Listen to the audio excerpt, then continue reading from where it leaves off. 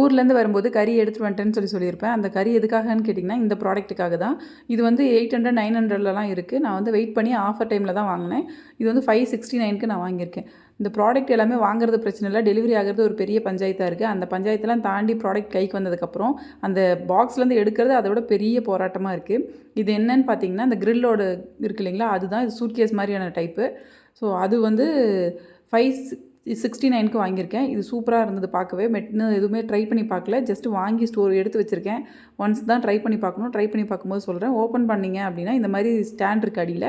ஸ்டாண்டை நிற்க வச்சுட்டு ஓப்பன் பண்ணி பார்த்தோம் அப்படின்னா உள்ளே வந்து ஒரு கவரில் போட்டிருக்காங்க. இந்த கிரில்லோட இது ஸ்டிக் மாதிரி இருக்கிறது. இது வந்து மொத்தம் 5 ஸ்டிக் இருக்குது.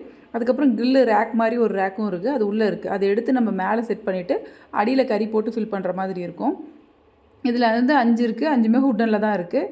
ஸோ அதுக்கப்புறம் இந்த ரேக் எடுத்து நம்ம இங்கே செட் பண்ணிவிட்டு அதுக்கப்புறம் இது மேலே வந்து நம்ம கறியை வச்சு வேக வச்சு சாப்பிட்ணும். ஸோ இன்னும் ட்ரை பண்ணல. ட்ரை பண்ணி பார்த்துட்டு சொல்கிறேன் ஸ்டீல் எந்தளவுக்கு குவாலிட்டியாக இருக்குன்னு. தேங்க்ஸ் ஃபார் வாட்சிங். பாய்.